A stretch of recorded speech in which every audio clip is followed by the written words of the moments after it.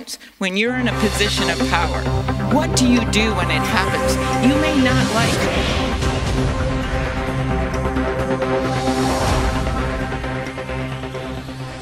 本节目由美国加州奥克兰市英记10家赞。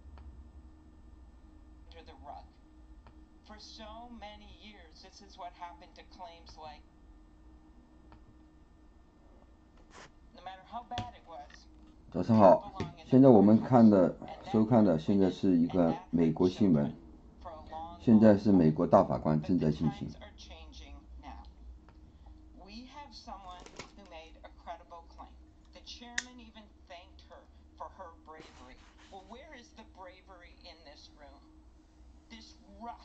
When in fact we could have a finite period of time to interview a finite period of witnesses, someone who she alleges was in the very room where it happened. We are not able to even cross-examine them, ask them questions. We're not allowing the FBI to go in there and tell him to his face that you're going to get in criminal trouble if you don't answer these questions correctly. Instead, testify and explain how this was verified. And yes, as Judge Kavanaugh pointed out, this is not a test that is admissible in court. But guess what? We use it for job interviews. We use it for the FBI. We use it for the Defense Department. We use it for the CIA. And the nominee himself has even said that this is useful to use for those purposes in a case that he decided in 2016. Those are the kind of witnesses we could hear from if we had the opportunity, maybe 1 week, to do it. So I look at it this way. If we want to show Dr. Ford respect, we give her the respect of having her case heard and the evidence looked at. I look at it as, what are you hiding? What would it hurt? If Judge Kavanaugh is so sure that he has this corroborating evidence and what this calendar means and what these things mean, then what is he afraid of if we just spend 1 week looking at the evidence? 他对那个法官是进行怀疑的。这个人他本身是也是，他对美国的法官呢，在这个听证的时候有点失望。You talk about a nominee getting off the floor when all we're asking for is 1 week for an investigation, and you kept Merrick Garland away from this committee for 10 months? That's not even a comparison. That was a strategy yesterday. And boy, was it a strategy. And I sure hope that some of the senators who have not yet made a decision, who are not on this committee, will look at the evidence and look at what happened and see it for the strategy that it was. I asked Dr. Ford yesterday about what she remembers from that night. And I also asked her what she couldn't forget. And here's what she said. The stairwell, the living room, the bedroom, the bed on the right side of the room, the bathroom in close proximity, the laughter, the uproarious laughter, the multiple attempts to escape, and the final ability to do so. We heard her talk about how she had a civic duty to bring this up. We heard her testify about how she had actually brought this up 6 years before to a counselor, about how her husband recalls her using the judge's name. In the rules of evidence, it says that statements made to a professional, to a medical professional, are considered to be credible. In cases, when you compare evidence, you look at what their goals are. What would be their reasons to lie? And I look at, you have on one hand a judge who is a career-making moment to get on the United States Supreme Court. And by the way, no one is entitled to be on the United States Supreme Court. And then you have a woman who tried to keep this confidential, who came forward, sent a letter, tried to do what she could to keep her name out of the news, and finally, when the reporters showed up at her door, she came forward. I just see these as different. And when you look at the rules of evidence, when you look at credibility, the fact that she had mentioned this years before means a lot. But you could have doubters. I understand that. But when we don't have an investigation and we don't have things in writing to be able to look at the facts, where are we? I have been on this committee for a number of years, and I have been briefed on FBI background checks. And a number of times, and my colleagues know this, nominees withdraw because of what is in those background checks. They pull their names out. The press never knows it, but it happens. Or sometimes we're presented with some information that's not public, and we have to make a decision. Well, does this drug use amount to something that should keep this person off the bench? Does looking at this website amount to keeping this person off the bench? These are things we've actually considered. That's the kind of information we get from those background checks. And I think it's a good thing, because not everyone needs to be dragged through the mud. Things are contained in a background check. May we have order?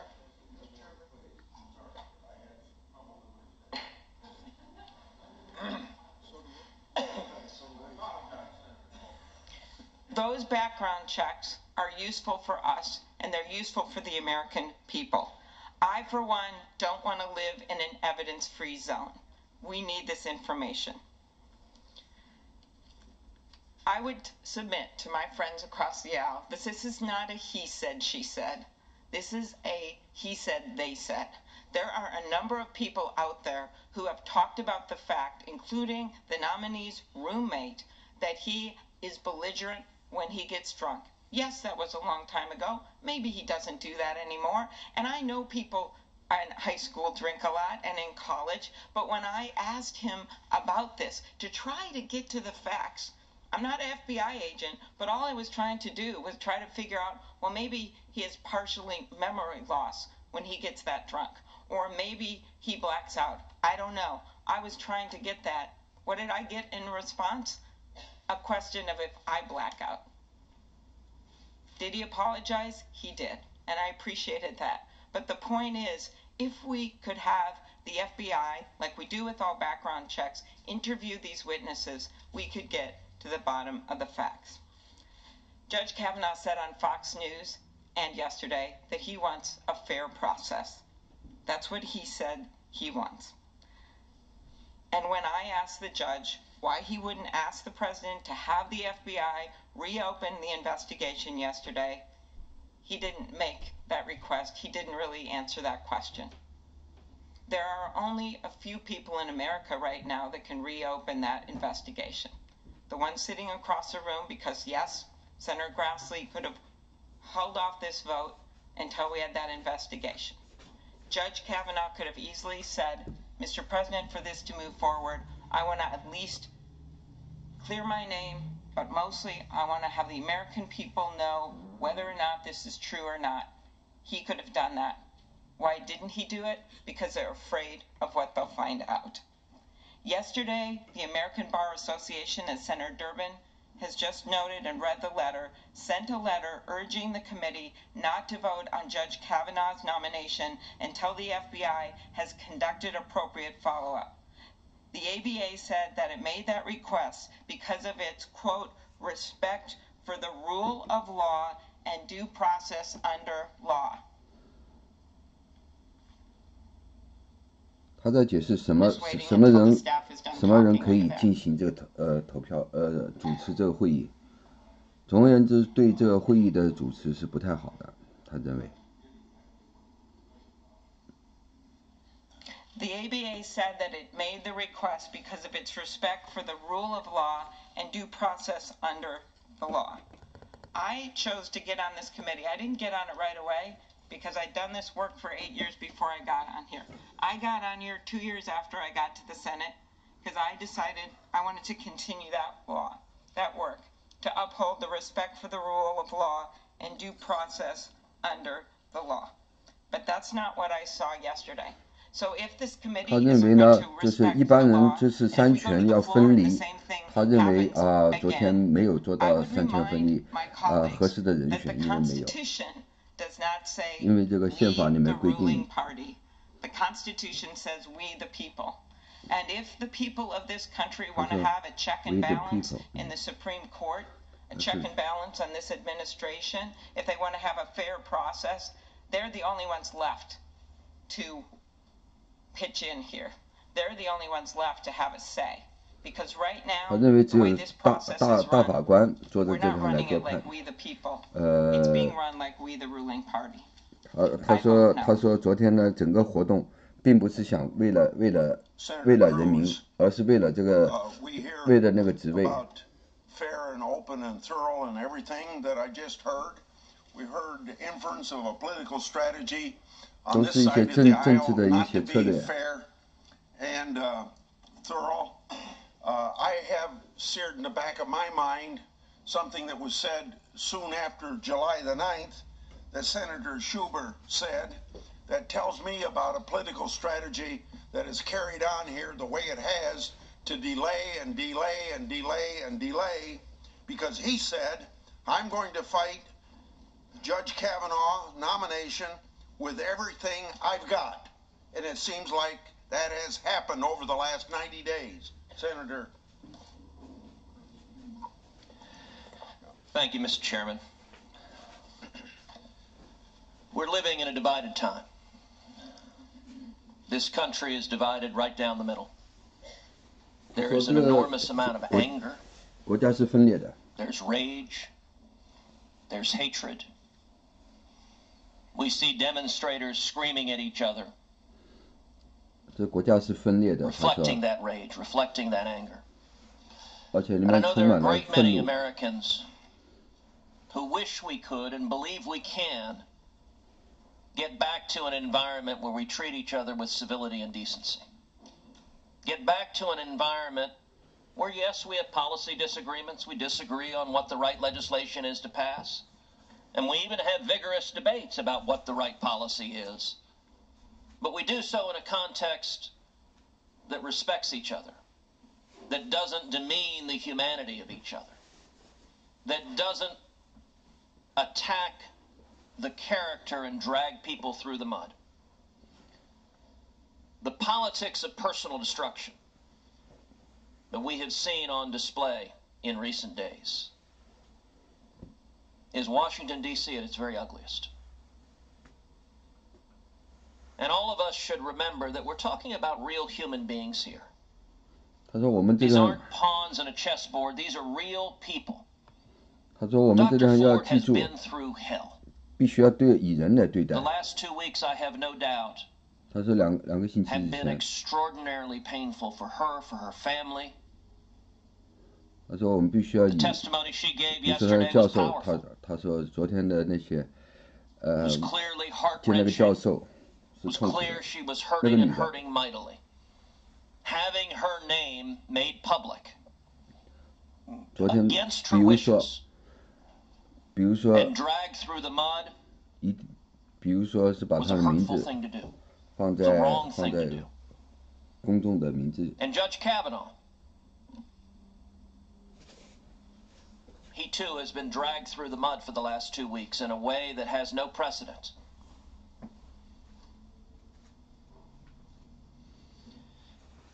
In our polarized society we live in today, it's almost tribalized. Where half of us wear one team's jersey, the other half wear the other team's jersey, and everything we see through the lens of our jersey. So it would not surprise me if across the country, a significant percentage of those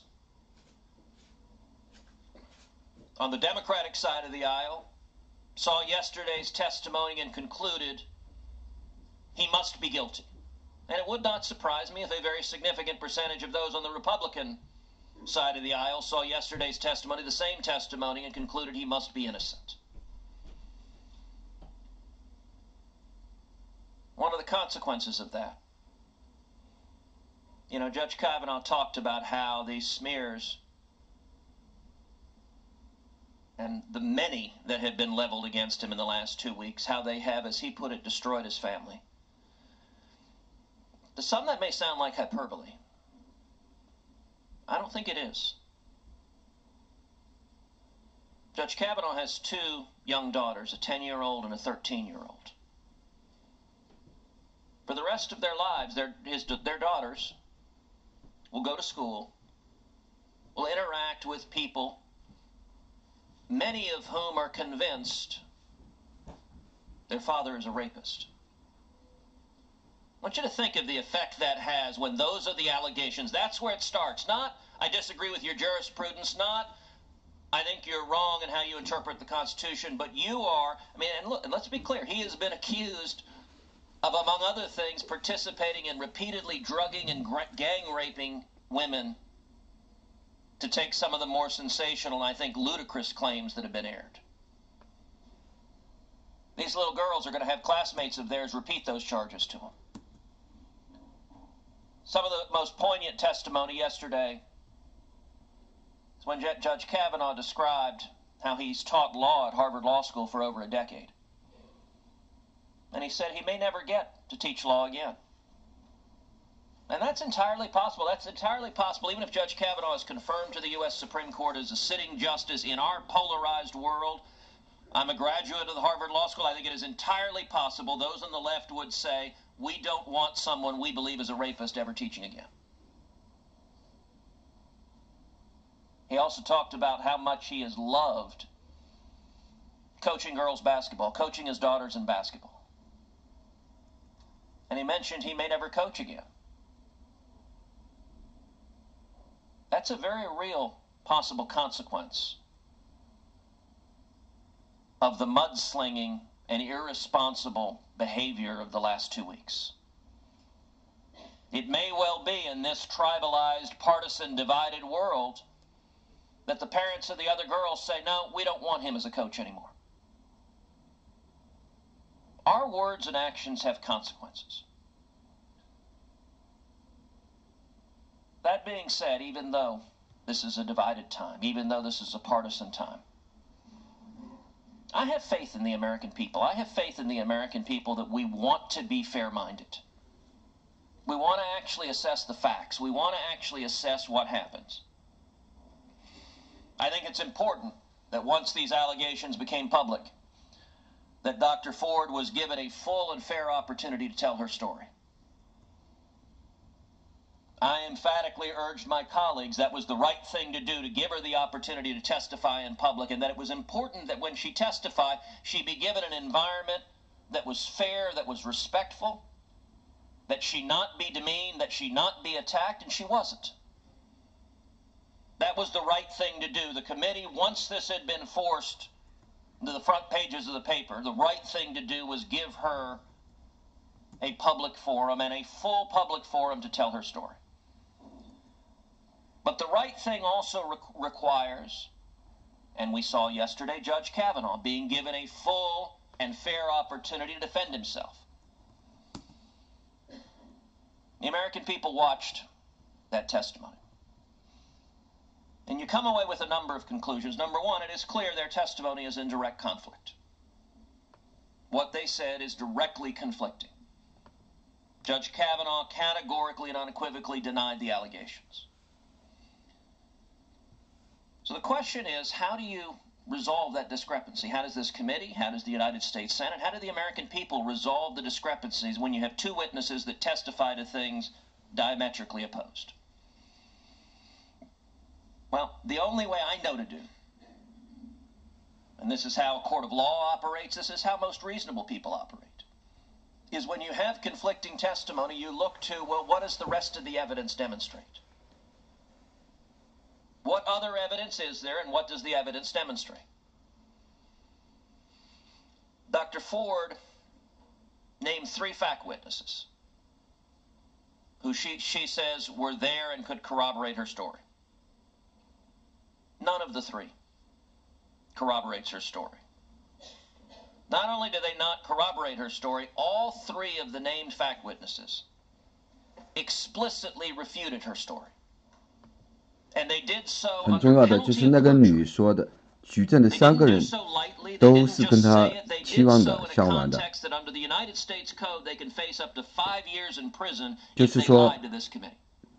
就是说这个那个女的讲的话必须要坐5楼。Her allegations. Now, one of those fact witnesses was Mr. Judge. We've heard a lot of discussions about Mr. Judge. A lot of my colleagues saying, why didn't we hear testimony from Mr. Judge? Well, Mr. Judge refused to talk to the committee.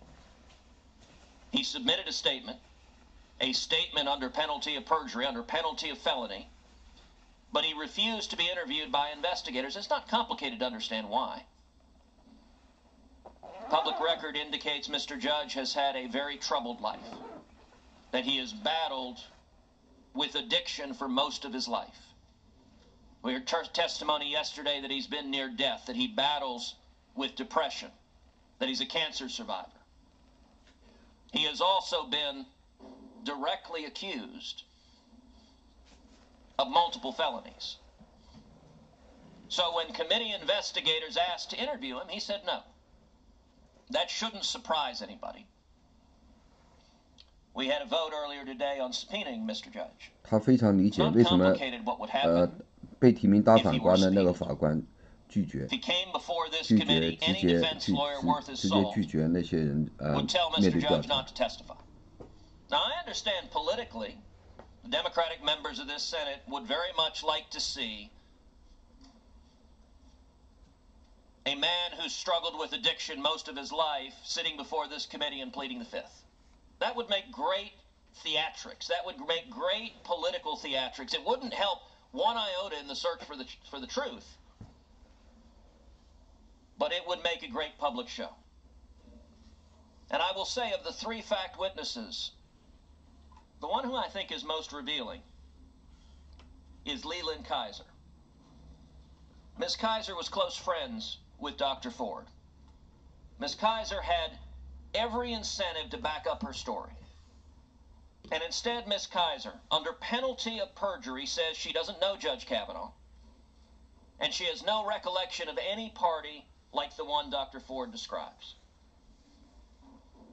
Dr. Ford testified yesterday that Ms. Kaiser texted her after submitting that statement to say she was sorry for not backing up her story. I think that indicates powerfully that her incentives, if at all possible, were to back up the story, and yet she didn't feel she could. She had no incentive, no motive to lie, every incentive to agree with Dr. Ford's story, and yet she did not do so.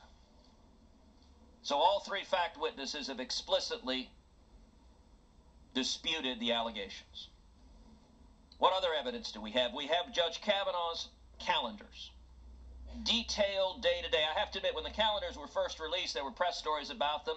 I didn't find that terribly persuasive evidence until Judge Kavanaugh walked through day by day each of the possible days when this was alleged to have happened, and walked through the specific conflicts, how he was out of town for many of the days, how he had conflicts for many of the days. The notion that his calendars were almost like diaries, frankly, I think is kind of odd. That's not something many people do, but it appears to be something both he and his father do. That contemporaneous evidence that he kept in 1982, I'll tell you, in a court of law, that kind of contemporaneous evidence would be powerful. If you're trying to ascertain two conflicting witnesses and which one is telling the truth, you would look for contemporaneous evidence one way or the other. And finally, we know Judge Kavanaugh's impeccable record of decades of public service. He's 53 years old. And prior to 2 weeks ago, there have been no allegations whatsoever of this kind. 6 FBI background checks, detailed, thorough FBI background checks. Nobody raised any claim like this. Now, all of us know from human experience that if someone is a sexual predator, if someone is committing the kind of actions that have been alleged, that it is very rare that they're a one-time offender.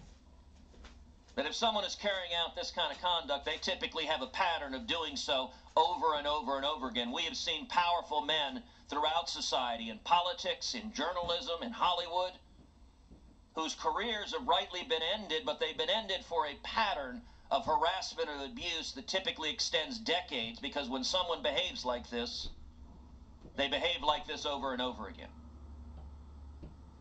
There's no credible indication that that's occurred. Indeed, it's striking that in his 12 years as a federal appellate judge, a majority of his law clerks have been women. That is exceptionally unusual. I do not know of another federal appellate judge for whom that is the case, and I can tell you his law clerks revere him. They hold him in the very highest of respect. His reputation, Judge Kavanaugh's reputation in this town, is of being a Boy Scout, is of being a boring Boy Scout. That's been his reputation for a long time. Now, some might say, well, gosh, in the press there have been these other sensational allegations. We've seen others that have popped up after this one. Well, I thought it was striking in yesterday's hearing that not a single Democratic member of this committee chose to ask about any of the other allegations. I think that indicates how little credibility there is behind those allegations. The one that is the most sensational, by the client of Mr. Avenatti, makes extraordinary claims which apparently our Democratic colleagues are embarrassed to say publicly because they demonstrate that this has become a partisan circus. This is not about substance. This is about smears. Can I ask the senator if he could sum up? The reason I've done that is because I'd like to give everybody a chance to speak. This committee has given Dr. Ford and Judge Kavanaugh a full and fair opportunity to lay out their views. And I will say, unfortunately, the conduct of our Democratic colleagues, it's been clear that this has been all about politics, all about delaying this confirmation until after the election, hoping that they win the Senate in the election, and then keeping this Supreme Court seat vacant until 2021. Every Democratic member of this committee, before the confirmation hearing started, said they opposed Judge Kavanaugh, before a single thing started. And not only that, this allegation, the ranking member of this committee had it in writing on July 30th.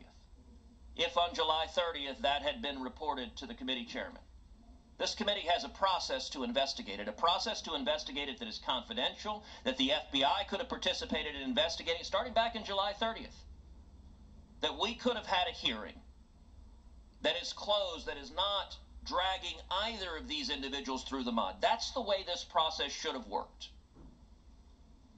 And the testimony yesterday from Dr. Ford is that the only people who had copies of the letter were herself, her lawyers, Representative Eshoo, and the ranking member of this committee.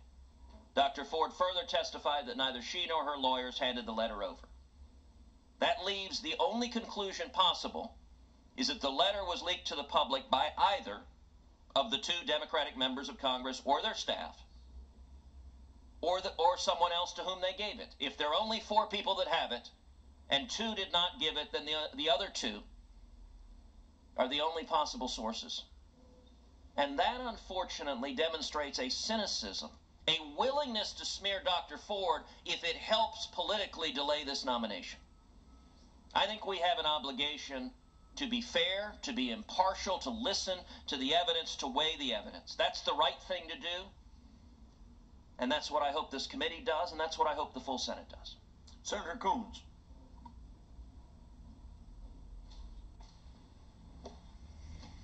Thank you, Mr. Chairman. Yesterday was an important and a difficult day, a long day for Dr. Ford, for Judge Kavanaugh, for the Senate Judiciary Committee, for our nation. And I will say briefly at the outset that before yesterday began, I prayed. I prayed for Dr. Ford and her family. I prayed for Judge Kavanaugh. I prayed for our chairman and ranking member. I prayed for our president. I prayed for all who would watch yesterday, who were victims of sexual assault. And I prayed for all who would watch yesterday, uncertain whether we could conduct ourselves respectfully. And I must say, after everything I have heard, I am struck that in the Twitter-fueled smash-mouth politics of our day, we must ask ourselves, what about our conduct? What about our conduct here would encourage anyone to come forward with credible allegations of sexual assault, to seek a nomination to a federal court or other position of trust, or to serve here? And as a result, I tonight will pray for our nation. The burden on this committee was to address, investigate, and resolve reasonable doubts as to credible allegations against the nominee before that. And by that test, this committee has failed. I know we have heard strong words about many of our colleagues. And my predecessor, long-serving senator and former chairman of this committee, Joe Biden, has been quoted by many, and I would say misquoted at times. But I want to share one quote, one thing he said to me when I began my service here, which was, "It is always appropriate to question another senator's policies. It is always appropriate to question another senator's priorities, but it is never appropriate to question another senator's motives." And there has been far too much of that that's happened in this process, in a way that, frankly, will make it very difficult for us to take off our partisan jerseys and at some point get back to the important work of finding solutions to the real challenges facing this country. What I have been searching for in this process is the facts. And I recognize many of my colleagues on the other side do not see it that way. Many of you have questioned the timing of when this allegation surfaced, and you have also said there are not enough facts corroborating Dr. Ford's testimony to ruin a good man. I strongly disagree with both of these points and want to explain briefly why. The first time I learned of Dr. Ford's allegations that Judge Kavanaugh had sexually assaulted her was on September 12th.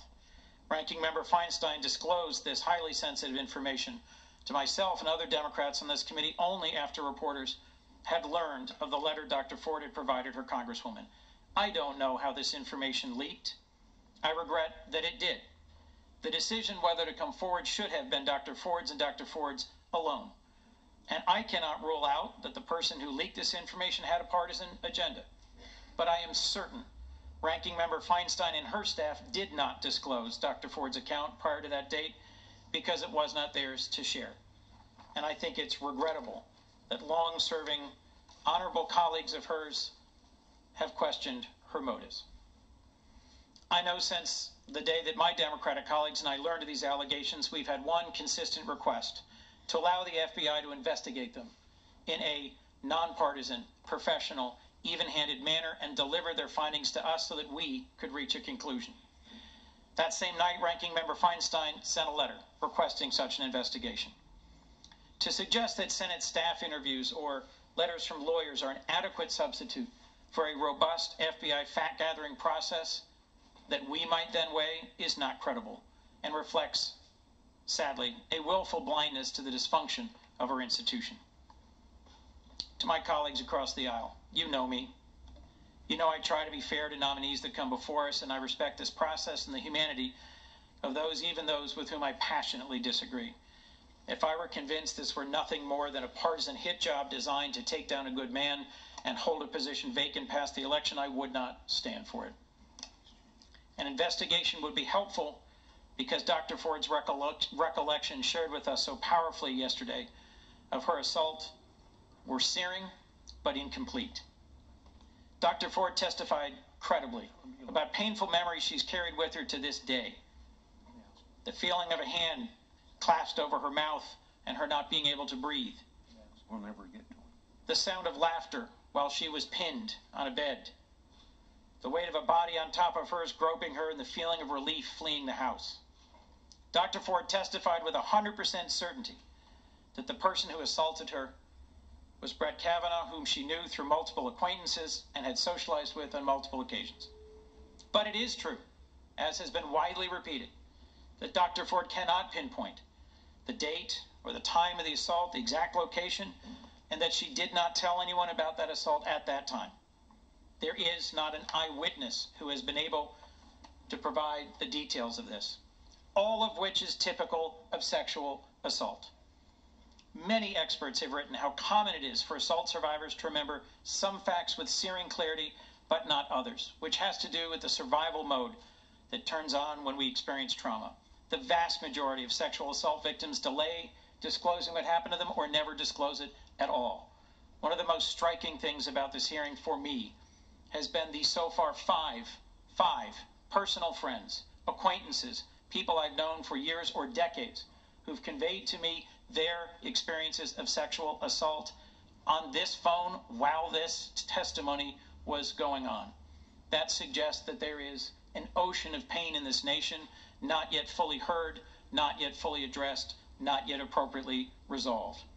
And I, for one, will not countenance the refrain said by too many in response to these allegations by Dr. Ford that it happened too long ago and that in our nation, boys will be boys. We must do better than that, and we must set a better standard than that for our own families and for our future.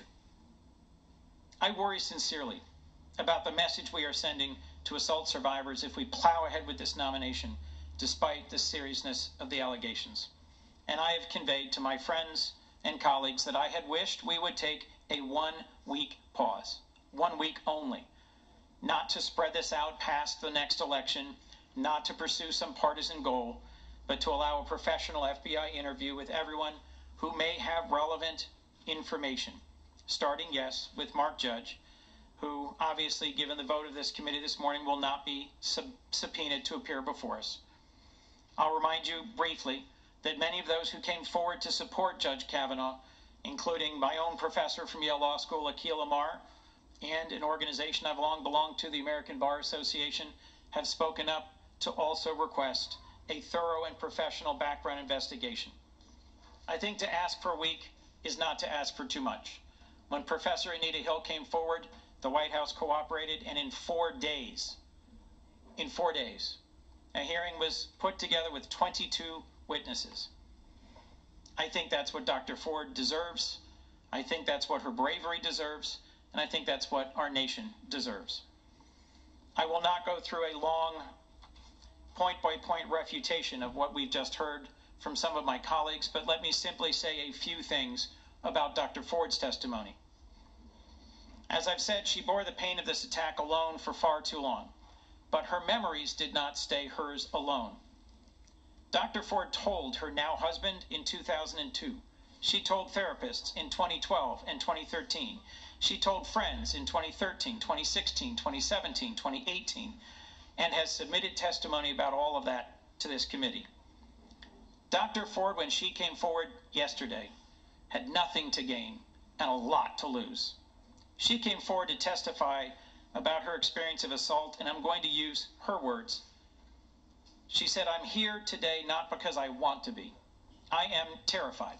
I'm here because I believe it is my civic duty to tell you what happened to me while Brett Kavanaugh and I were in high school. Civic duty. To tell the truth." What has always struck me is that Dr. Ford came forward to voice concerns about Judge Kavanaugh before he was nominated. She reached out to her congresswoman anonymously to the Washington Post tip line as well when Judge Kavanaugh's name was on the president's short list. She was not lying in wait for an opportune time to make a big reveal to sink a nominee. Rather, she had wanted this information to get to the president before he made his selection so the president could pick someone else. I wish he had. Judge Kavanaugh yesterday unequivocally denied the allegations against him. But something he said repeatedly, importantly, was not accurate. Over and over again he testified, and we've just heard it repeated here today, that Dr. Ford's account was refuted by 3 individuals Dr. Ford identified as being present. That's not the case, and Judge Kavanaugh knows it. Not recalling is not the same as refuting. Their statements issued through lawyers say they don't remember the gathering. Of course, none of these 3 people were assaulted that night. For 2 of them, it would have been an unremarkable evening, just another casual summer among friends. And Leland Kaiser says that she believes Dr. Ford's account, a fact not acknowledged by my colleagues or Judge Kavanaugh. I'll also say that in my view, the failure of this committee to subpoena Mark Judge, whom Dr. Ford identified as a witness and participant in her attack, is a failure in this committee's effort to get to the truth. We also have to face the reality. There are additional serious allegations brought in sworn statements by Ms. Ramirez and Ms. Swetnick, who have both asked for an FBI investigation into their claims. Their claims have varying credibility, but deserve to be heard. I wish Judge Kavanaugh would have pointedly supported a short pause for an FBI investigation for the benefit of clearing his own name. But I'll say, as I conclude, there is something much greater, in my mind, at stake. The fact that Judge Kavanaugh is nominated to the Supreme Court means this is not just about his credibility, and the remaining concerns about his credibility that I will carry forward. It's about the court's legitimacy. We're left with the reality that if his nomination goes forward this morning, after testimony full of rage and partisanship and vitriol, but without even a brief pause for a nonpartisan investigation into the serious allegations presented, his service may well have an asterisk. Litigants coming to the court will have reason to question the fairness of the institution. And in my view, that is too great a cost to impose on our system of justice in exchange for any one man. It is my hope that my colleagues, those who have not yet decided or declared their decision, will still join in a request to allow the FBI to do its important work and for this committee to allow itself the time to get to the bottom of the remaining allegations. Given the vote this morning, I know that is highly unlikely. I initially announced my opposition to Judge Kavanaugh after our previous round of hearings had concluded. Those hearings began without a declared position by many of my colleagues on this side. In the end, for me, it was Judge Kavanaugh's extreme views on presidential power that I engaged with him vigorously on, and that I believe I engaged with him respectfully on, that determined my vote on him. But for us to proceed today without giving the thoughtful, serious, and thorough investigation of credible allegations before us is for this committee to fail to do its job.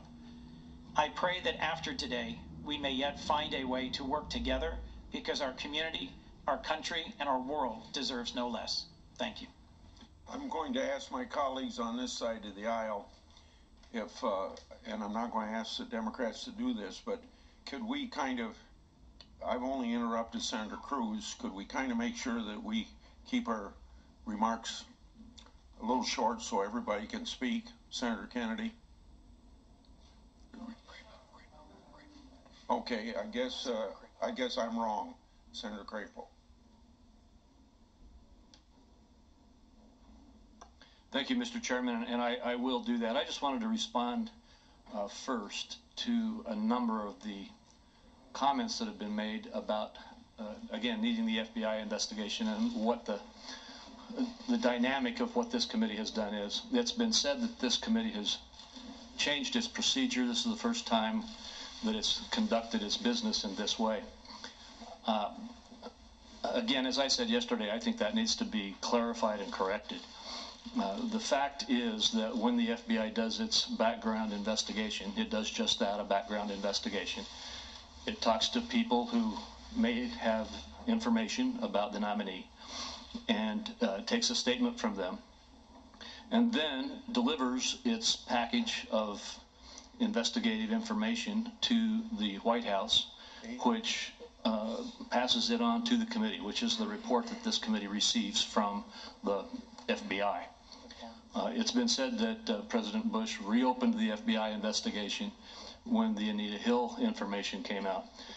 My understanding is, and if I'm wrong on this, Mr. Chairman, please correct me, but my understanding is that when you, as the chairman, finally found out about the information, that information also went to the FBI. Perhaps it was the ranking member who gave the information, the letter, to the FBI, but the FBI was given the information. Is that correct? That is correct, and they said to the White House, in the usual way they do, that they considered it closed. So the 2 points there. First of all, the full letter, unredacted, was given to the FBI, and the FBI did what it does. Now, I don't know exactly what they did in the Anita Hill case, but did exactly what it usually does, which is to reopen it, if you will, evaluate the letter. And then again, I understand that the FBI then closed it and sent the information to the White House, as they did with the previous report before this allegation came up. Is that correct, Mr. Chairman? The only thing I can verify is that the FBI did what they would usually do, and that they then, and I don't know what that was, and they probably would keep their own internal stuff to themselves, but they sent a cover letter to the White House saying the issue was closed. So the FBI did look at this. The FBI did whatever it does in its background check activities, and then resent an updated amount of information to the White House, which the White House then forwarded to us. And then the process which has traditionally been followed in this committee was followed again. And I believe that immediately the chairman opened up an investigation by this committee.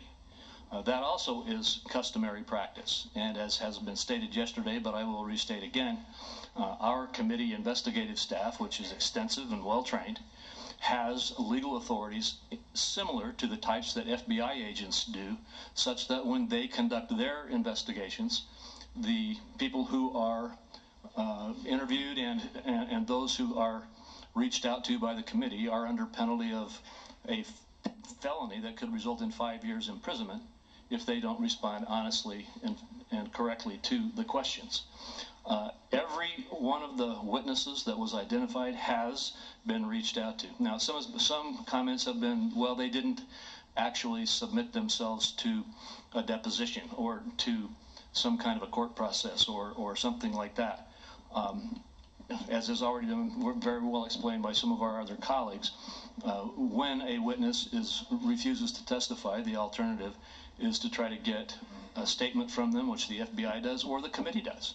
And in this case, statements under penalty of felony were obtained from all of the witnesses. So I think the argument here that there was some process followed that was not fair is simply inaccurate. The argument that the process followed was not the same as the committee has followed in the past is also inaccurate. And I think that's very critical. Now, to turn to the issue at hand, yesterday we received hours and hours of testimony from two witnesses, and both of them, frankly, made very strong cases. This committee is under the need to evaluate the testimony that was given and determine how it will judge or rule on on the obligation this committee has to give advice and consent. In that context, I came away believing that there had in fact been a sexual assault in Dr. Ford's past. As has been stated, it was not entirely clear when, where, and all of the circumstances, but there's no doubt in my mind that she truthfully testified that she had a sexual assault, had been assaulted sexually in her past. I have to say I also listened very carefully to Judge Kavanaugh as he testified, and I felt that the testimony he gave was also honest. He gave, I thought, very strong testimony that he was not there. And so I think that this committee has to face the difficult task of what burden of proof does it apply, what standard does it apply in exercising the advice and consent that it gives, and that's a very difficult thing that each one of us individually needs to face and deal with. As I've said, I don't feel that the evidence shows that Judge Kavanaugh was there that night. I believed his testimony. I believed Dr. Ford's testimony about the sexual assault. And because of that, I will vote yes today to move the nomination forward to the floor.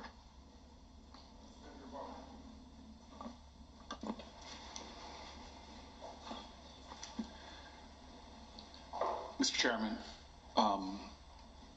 this has been obviously my first process, my first time through a Supreme Court nomination process. I fought for years to be on this committee. It's the one I wanted to be on as soon as I got to the United States Senate in 2013. I made you aware of that, sir, and the ranking member. And it has been an incredible experience, a lifetime dream to be a part of this committee. And, sir, I have a lot of respect for you. Some people have even on my side of the aisle have even criticized me for the affection with which I have for you, sir. You have been a partner. And there's something about the four most senior members of this committee, you all, Senator Hatch, yourself, Senator Grassley, Senator Leahy, Senator Feinstein. In many ways, you all have been anchors in this entire institution to a time where the comedy was deeper and greater, and have resisted in many ways that I find admirable the drift towards tribalism within our country and within this vaunted institution. When a Supreme Court vacancy happened, I was one of those individuals that did not wait long before I announced my intentions to vote against Judge Kavanaugh. And sir, I did it for sincerely and deeply held beliefs. I did it because I felt that this was a person that had made it clear in that entire list of people prepared by the Federalist Society and the Heritage Foundation that this was a guy that spoke directly towards a view of presidential power, presidential immunities, that in this perilous time where a president is a subject of a criminal investigation, that he was going to protect that president, and said as much. Make sure that the president was above the law and accountability. And sir, I've learned a lot. I'm one of the guys that on this side of the aisle, when my colleagues speak on the other side of the aisle, I listen. I try to give them my full attention. And I don't always agree, but I've learned a lot from my colleagues. And my friendships on the other side of the aisle, my sincere friendships, there's been times during these hearings I've texted back and forth with people on the other side of the aisle. I respect them. And I've fought hard during this process. I've given it everything I've got. I've learned that, heck, going back to being a football player, that between the whistles, you fight as hard as you can for what you believe. And if you want to call that partisanship, fine. I've been exuberant in my beliefs, and I've learned a lot through this process. Some of my comments have been referenced numerous times, and I know that I have not been as precise and allowed my comments to be mischaracterized, and I don't blame those people who've mischaracterized some of my comments. I take responsibility and have learned to be more precise, and I talk to these issues and I talk to my values as much as I can. I travel around this country calling for more comedy, calling for us respecting, seeing the dignity of Republicans and Democrats, and recognizing as much as I can, and I say it, patriotism is love of country, and you cannot love your country unless you love all your countrymen and women. The goodness and the decency of Republicans and Democrats in this country is self-evident, and we demonize each other in ways that I will be and continue to be an exemplar of trying to get our dialogue to rise to something different, to be a country that sees that we need each other, that there's no Democratic or Republican way to success, there's only an American way. And sir, you know, and I hope, and I've said this to you personally, and I think I've said it enough publicly, that in the hardness with which I fight, I mean you no personal insult, but I did say before, and I say now, before Dr. Ford's charges came up, I say very sincerely that I think that the way this process was run was a sham. I used that word, sir. And it was because we were evaluating someone for the highest court in the land with seeing such a small part of his relevant work product. I didn't understand how so much of his writing, approximately 90% of his relevant work product, was not even being seen by this committee and controlled by a process that was so broken, so partisan.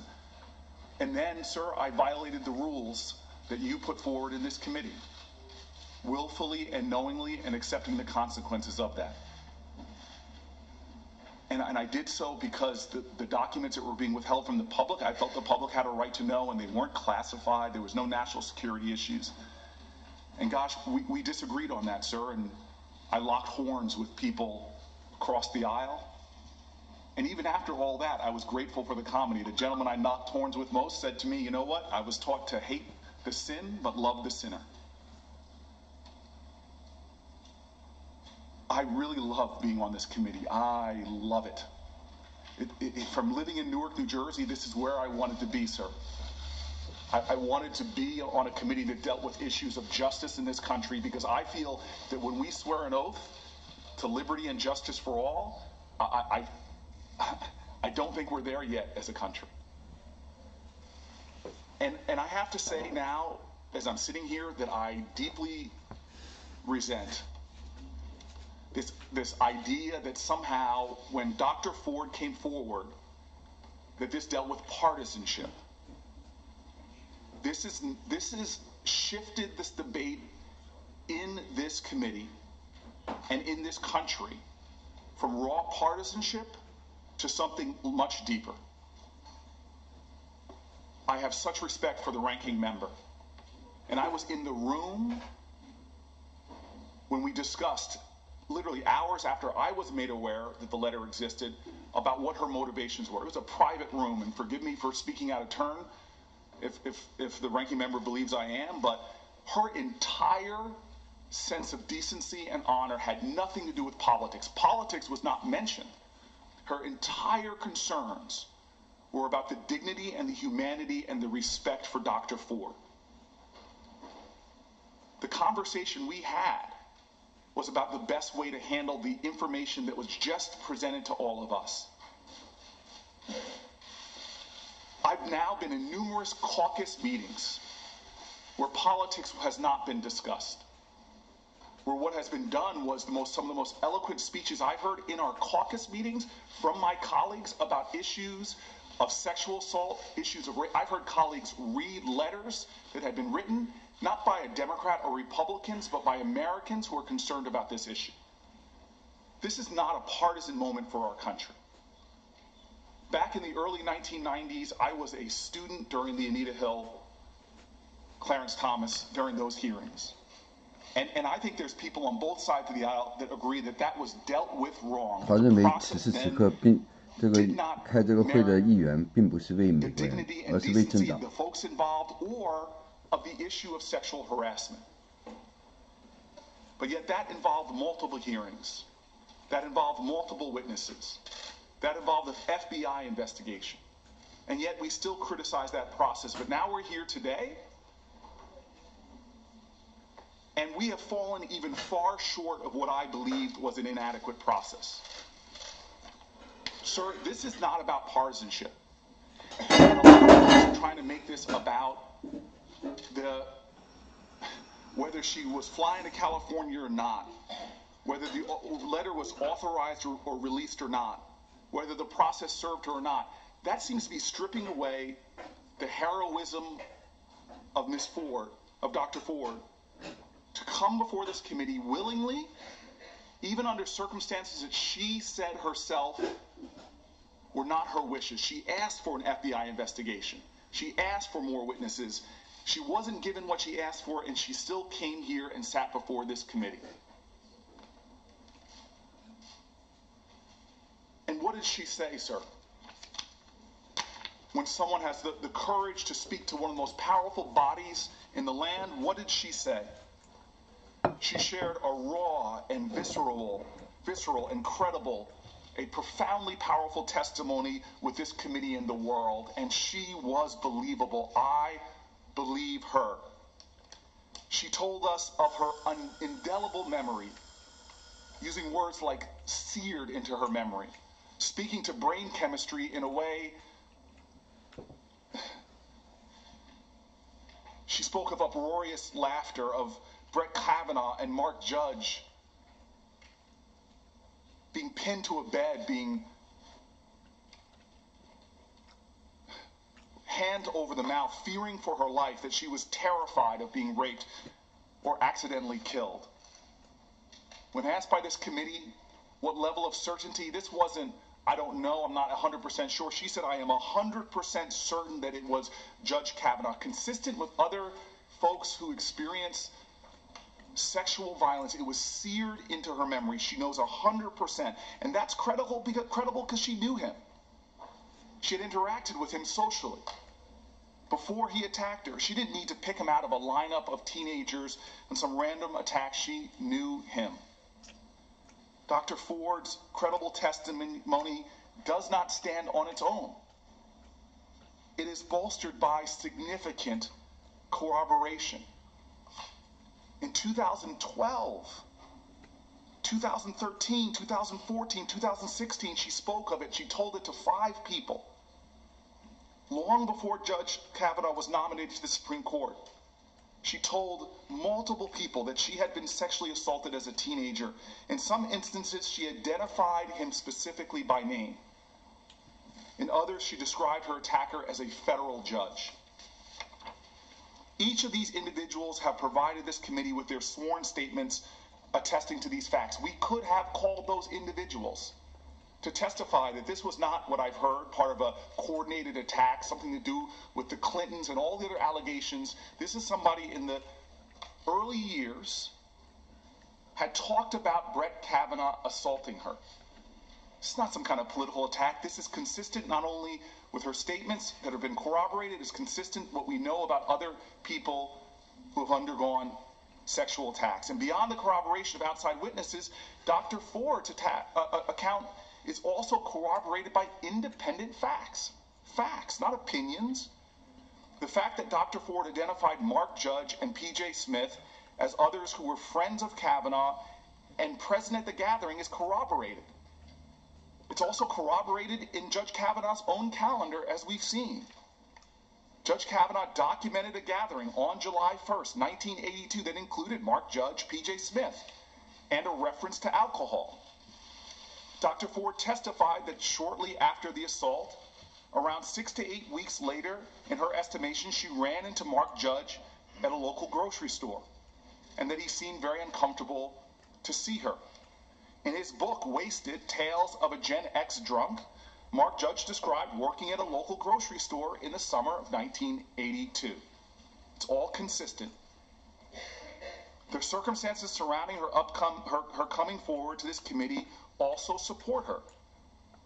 First, she made contact with elected representatives before Judge Kavanaugh was even nominated. This isn't some political hit job. Before he was even nominated, she came forward with this testimony. Second, she submitted to a lengthy, intrusive, emotional, as she said, polygraph record. We didn't call for the polygraph tester to sit before her so we could question them. The report concluded that she was truthful and now part of the committee's record. Third, number three, she reportedly called for an FBI investigation into her claims, fully understanding that a false statement to the FBI could subject her to criminal penalties. We all know what it means when you get a call from a committee staffer, or partisan in this case, versus when you get a call from the FBI. Where lying to them is a felony. That is a powerful difference between a committee investigation and an FBI agent interviewing people, chasing after facts, pulling on the loose threads that have been evident in Judge Kavanaugh's record. And fourth, she came forward publicly despite knowing she would face harsh public scrutiny, threats, relentless invasions of privacy, that her life would be forever altered. We've heard a lot about the effect on Judge Kavanaugh, which is real and not exaggerated, but the effect on her as well and what she had to submit to by coming forward and making that courageous testimony. Now, Judge Kavanaugh's testimony, regardless of these allegations, it stands in sharp contrast to Dr. Ford's testimony. First, Judge Kavanaugh has everything to lose should these allegations be fully investigated and proven true. Everything to lose. And that's why I don't think he wants a full investigation. Second, he has given numerous opportunities, time and time again, to call for an FBI investigation, call for an independent investigation to clear his name.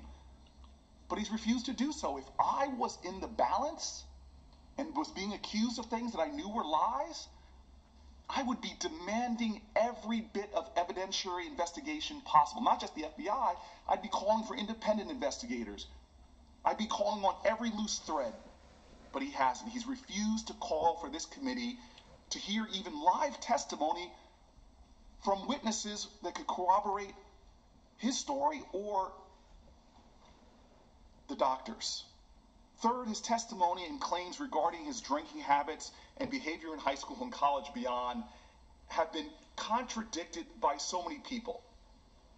His statements have just proven to be not true. Judge Kavanaugh's freshman college roommate, James Roach, has said that he was frequently incoherently drunk. and that he became aggressive and belligerent when he was drunk. But that's not the only one that said this.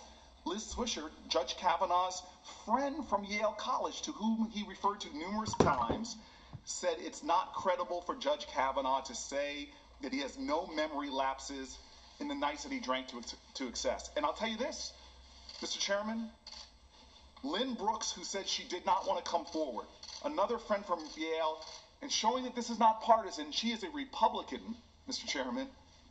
She did not want to come forward, but last night, after listening to his testimony, was so offended by his lies that this is what his friend from Yale, a registered Republican, said.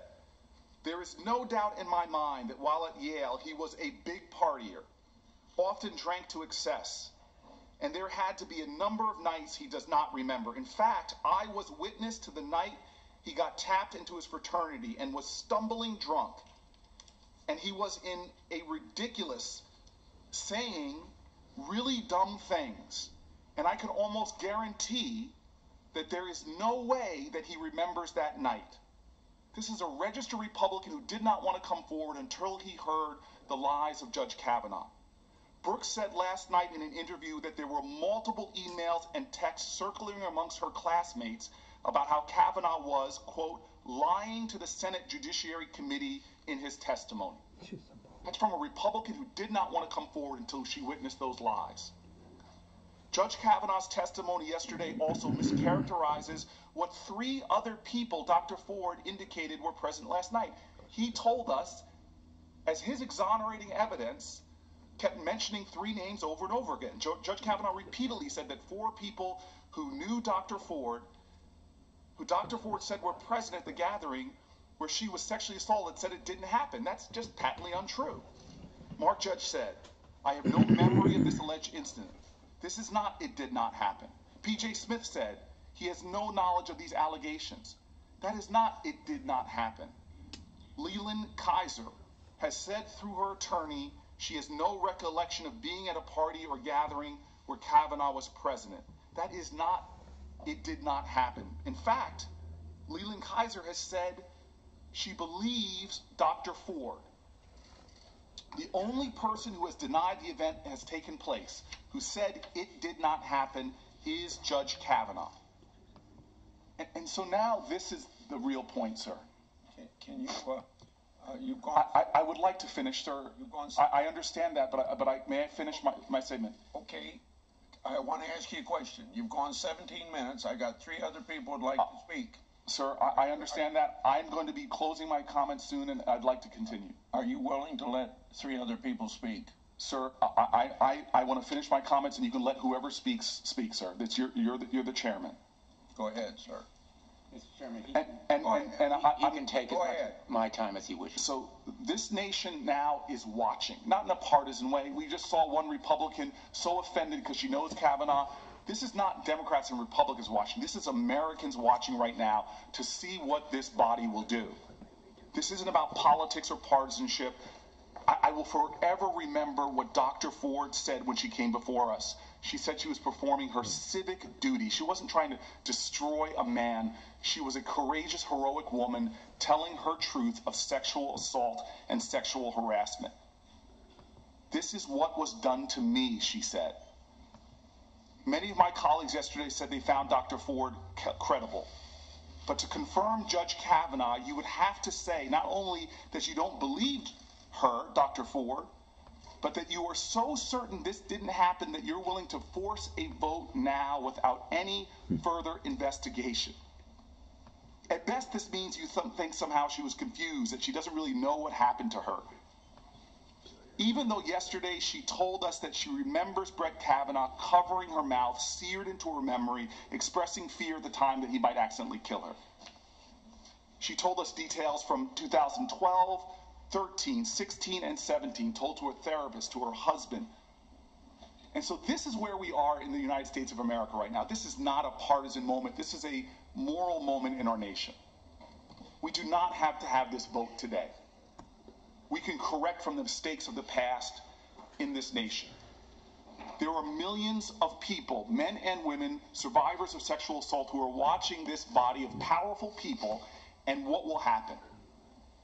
This toxic culture, this pernicious patriarchy in this country has to stop. It's real in this country, and people are suffering. And they're watching this body right now. Children abused, watching what powerful people in religious institutions, how they sweep it aside, deny, attack. People in corporations or news media outlets who were abused and harassed for years. And their testimony, their truth was swept aside, belittled. They were attacked. They were vilified. They were followed by investigators. Millions are watching this body and how we act. Do we rush to a vote? Will we brush aside a credible witness's testimony? Will we belittle and attack credible testimony? Will we ignore credible testimony? Will we listen? Will we believe? In the United States of America right now, there are dark corners of our culture. The Center for Disease Control reports 1 out of every 3 American women, 1 out of 3 American women will experience some form of sexual violence. 1 out of 6 men. 60% of them go unreported. And there are those right now watching this group of powerful people. How will we deal with a privileged man? A seat on the Supreme Court is not an entitlement. Just because you went to Yale Law School or were the captain of your basketball team, this is not, the Supreme Court is not an entitlement. And Mr. Chairman, I'll tell you this is not a court of law. We're not saying that this man is guilty of what he said. The question is do we know enough now to delay this? Or are we going to rush to put someone on the Supreme Court with this cloud hanging over them? I cannot stomach that we are going to move forward, that we are going to say to women across this country, to say to men across this country. I think that question, and I'm going to finish. I think that question you just asked is a good place to stop. Sir, I will stop with this. I will stop with this. With respect for this committee and respect for you. I cannot sit here. I cannot participate in what I know history is going to look back as a dark moment again, in the same way we look back at the Anita Hill, Clarence Thomas Trust. I cannot participate in that. I conclude my remarks, sir. We should not brush aside her comments. We should not belittle her testimony. We should listen to her. We should listen to women. And we should thoroughly investigate this before moving forward. To do any other thing is to diminish the truth, diminish the issue of sexual harassment in this country, and to again relegate ourselves to what I believe is a dark element of our society. So that, sir, I will leave. Senator Kennedy. 刚才那个民主党的议员就是死缠烂打，一定要查到底。Thank you, Mr. Chairman. In my judgment, there were no winners in this room yesterday. None. All I saw were 2 people, 2 human beings in pain. All of us, in my opinion, including Dr. Kavanaugh, or Dr. Ford rather, and Judge Kavanaugh, have a blinkered perspective. Whatever happened 40 years ago. And that's just a fact. I don't know what happened to Dr. Ford. I don't know if we'll ever know what happened to Dr. Ford. I do believe that something very, very, very bad happened to Dr. Ford, and I am very sorry. But I do not believe 他说那是40年前发生的事。Brett Kavanaugh was involved. 他认为那个法官提名没有阴谋，没有涉及这件事。That I'm a little more certain of, and I will be brief, Mr. Chairman. 他他要解释一下为什么。This has been, as someone put it in an article this morning, a grotesque carnival. In my opinion, this has been an intergalactic freak show. As far as I'm concerned, Congress has hit rock bottom and started to dig.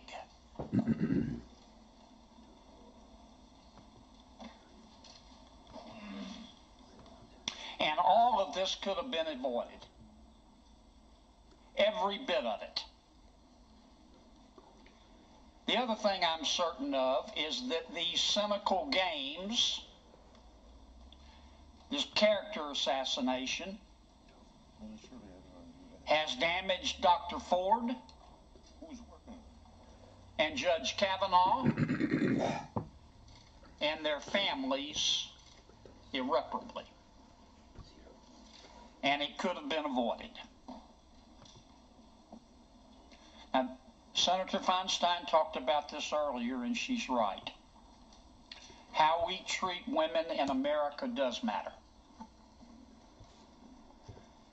This is no country for creepy old men or young men or middle-aged men. But this is no country at all, in my opinion, at least not the kind of country I want to live in, without due process. Both the accuser and the accused is entitled 他说必须 are entitled to 双 respect 方印证的， and 如果没有 fairness 这个双方印证就没有公 and 平。 yes to due process. 这个国家不允许有那种那胡来的老年人、 To the person who 年轻 leaked 人和中年人。 Dr. Ford's letter, to the person who breached Dr. Ford's anonymity, and to the person who did not tell her she could have avoided this by testifying privately in her home in California. You know who you are. You should bow your head in shame, in my opinion, and you should hide your head in a bag every day for the rest of your natural life. And you also ought to read something. I don't know if you believe in God or if you read the Bible, but there's wisdom in a passage, whether you read the Bible or believe in God or not. And I'd refer you to Matthew 16:26. For what is a person profited? For what is a person profited if he gains the whole world and he loses his soul? Thank you, Mr. Chairman. He's till the fall of the gavel.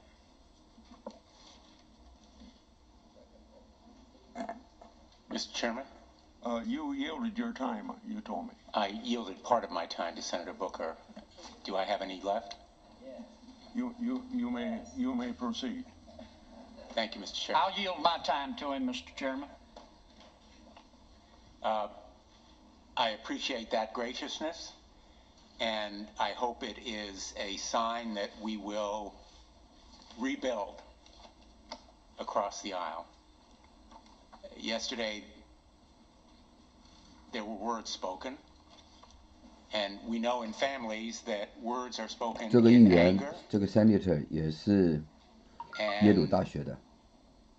sometimes in the moment that we later walk back. Those words yesterday from members across the aisle to this side were extraordinary for a confirmation hearing, and I know they would say that some of our words to them may be on the same level, but we have worked together, we've traveled together, we have a responsibility together to do the business of the United States Senate. And Mr. Chairman, I know you may not agree with me, but I think in the spirit of working together, a delay in this vote would be appropriate. I'm here to make a last appeal that we avoid a rush to judgment with great respect for your position.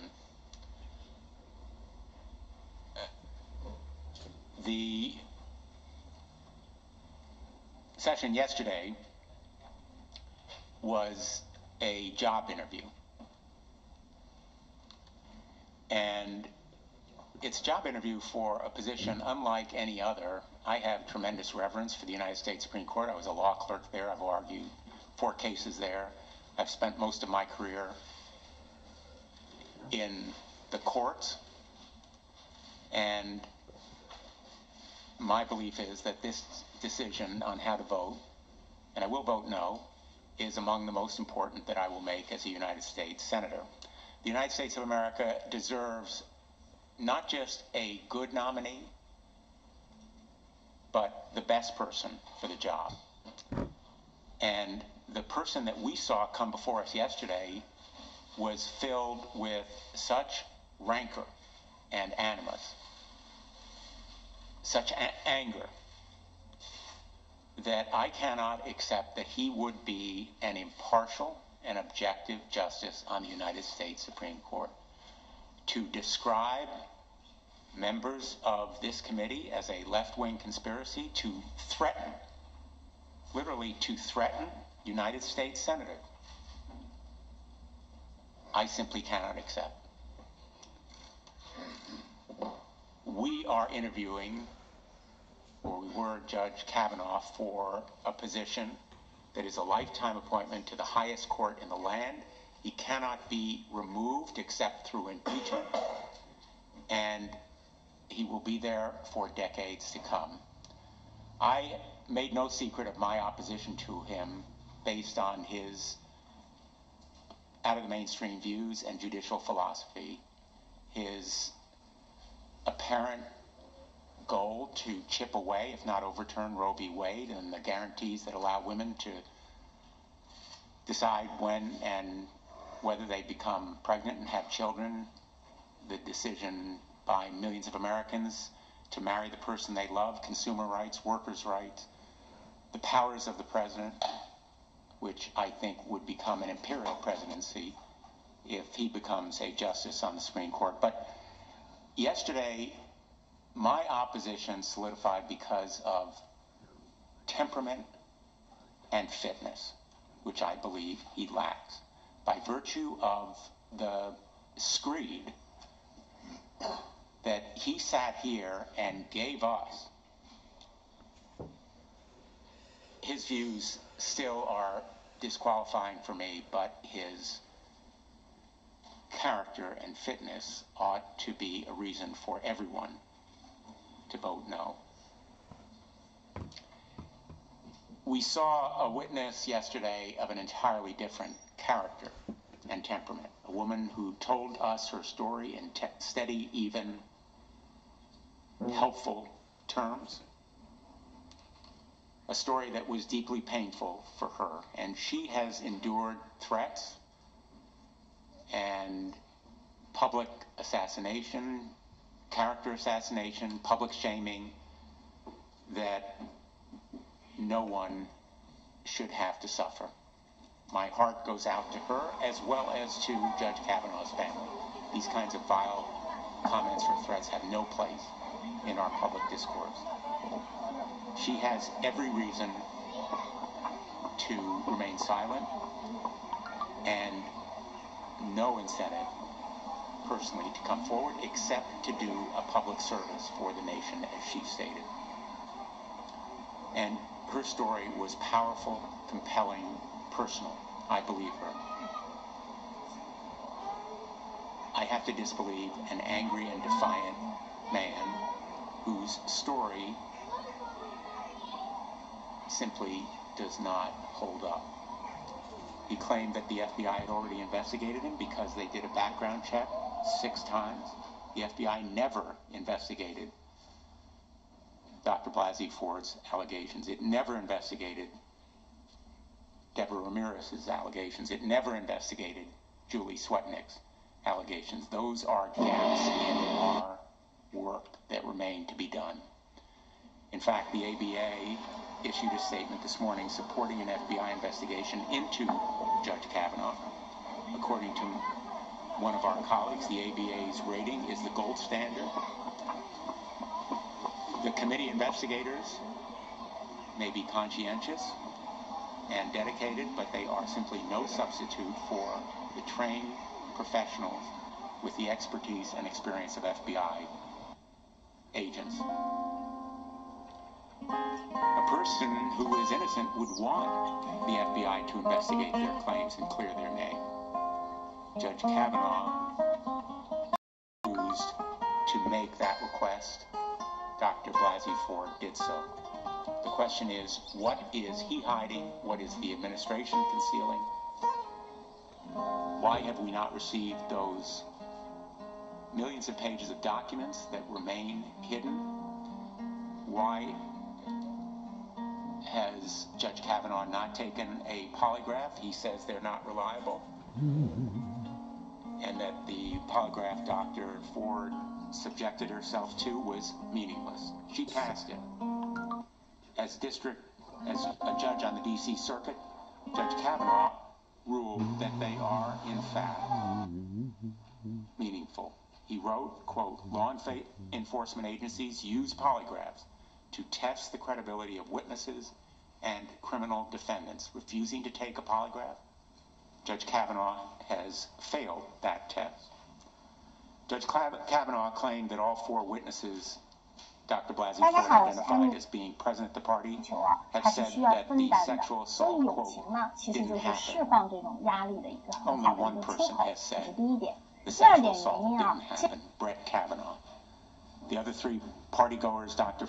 Blasey Ford identified said they do not remember the incident. That is a big difference. Do not recall is a different statement than it didn't happen.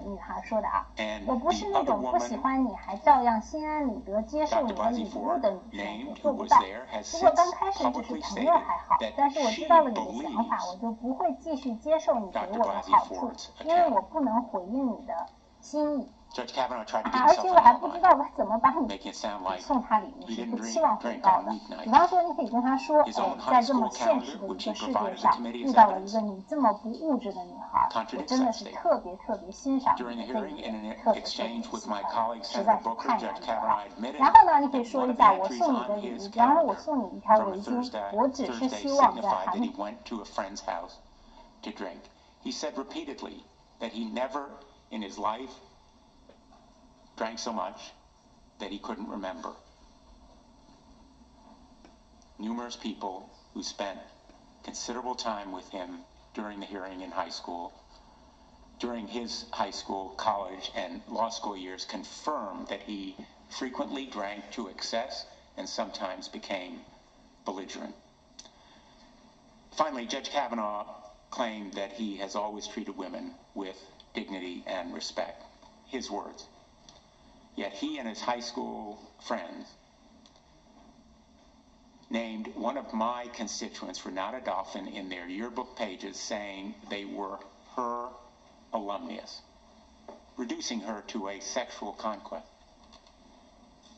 That is no way to treat women with dignity and respect. In fact, she attested to the pain that it has caused her. He would have us believe that these brave, courageous sexual assault survivors have come forward as part of a vast right-wing conspiracy. How insulting to them to say that they are pawns or puppets of us or anyone else. In fact, they are brave, courageous, independent women who have stepped forward. And so I want to say in conclusion to the men of America, for you, I hope this will be a teaching moment, not to denigrate anyone who has been a survivor of sexual assault, but to lift them up. I want to enter into the record the stories of a number of constituents of mine whose pain, sadness, shame, self-doubt, guilt, fear are powerfully attested to in these statements, Mr. Chairman. Without objection, so ordered. They are the heroes here. Dr. Blasey Ford is a profile in courage. And I want to say to her sons, you should be proud of your mother. You should be proud of your mom. She is a profile in courage, and her name will be in the history books long after ours are gone. She will be remembered as someone who stepped forward truly to speak truth to power. We use that phrase a lot. She did it yesterday. And I am proud to say that I believe Dr. Blasey Ford, and I hope that her two sons and her husband are as proud of her as we should be. Thank you, Mr. Chairman. And with that, I will oppose the nominee, and I will step out. We'll stand at ease till the fall of the gavel.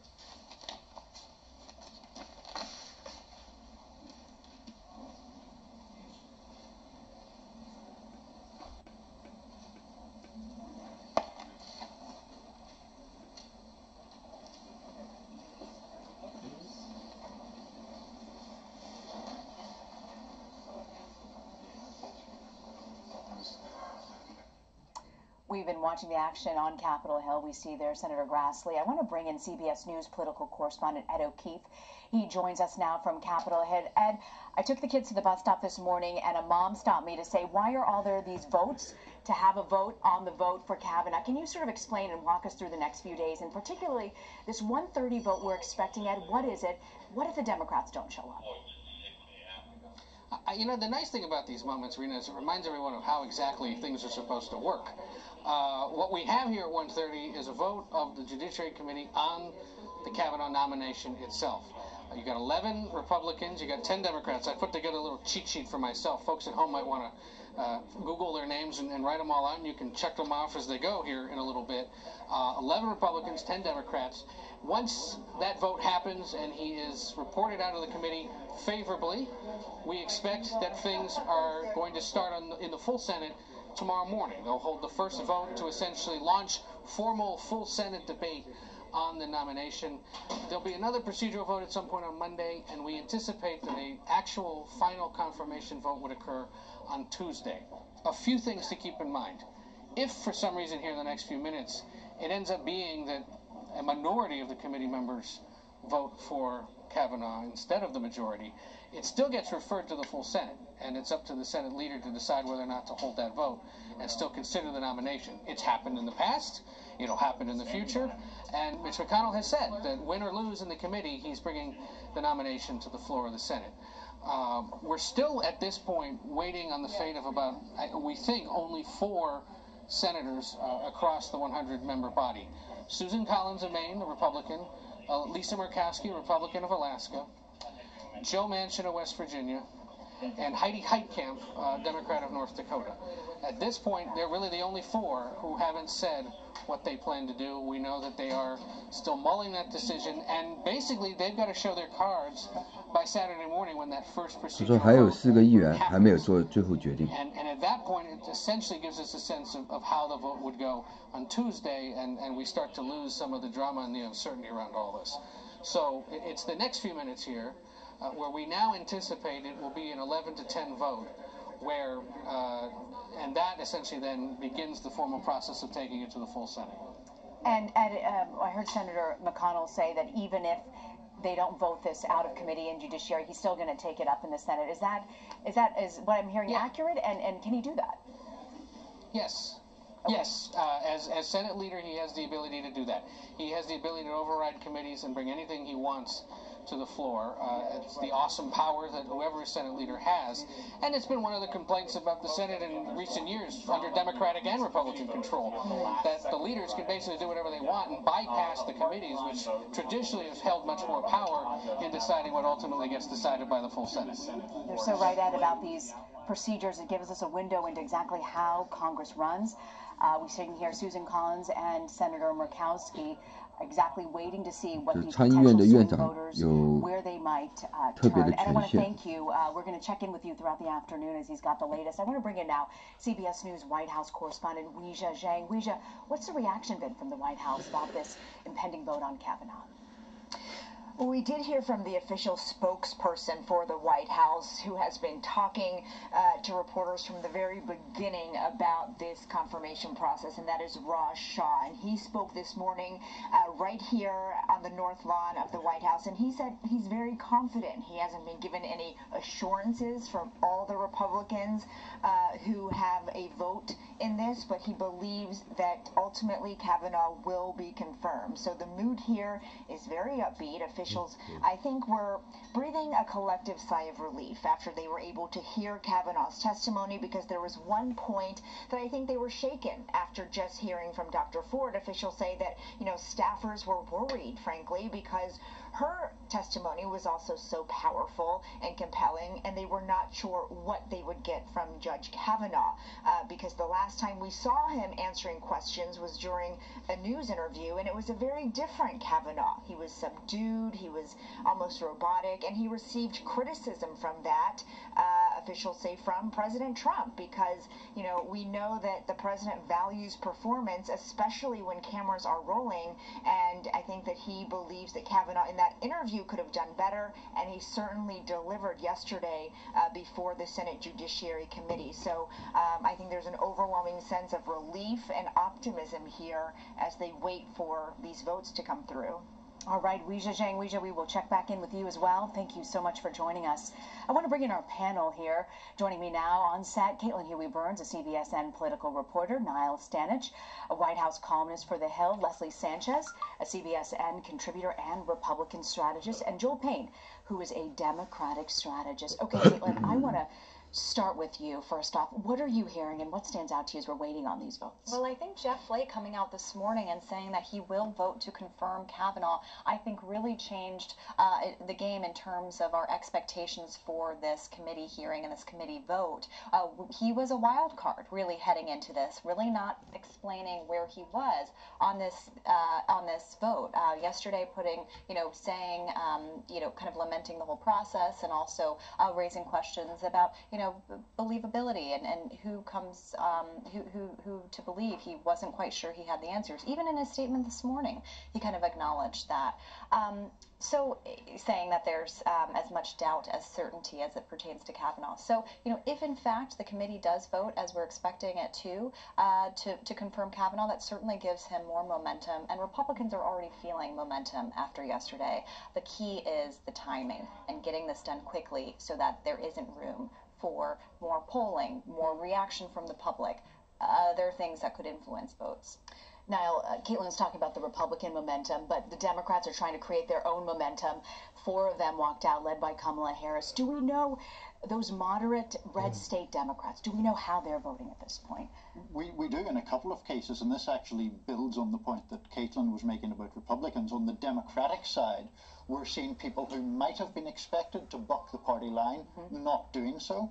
Joe Donnelly in Indiana, particularly, is a prime example of this. He's going to vote against Kavanaugh. I was speaking with a Republican source last night who, having heard Judge Kavanaugh's testimony, believed that a couple of red state Democrats could be flipped onto the Republican side. That source was clearly implying that Donnelly could be one of them. He's not going to be.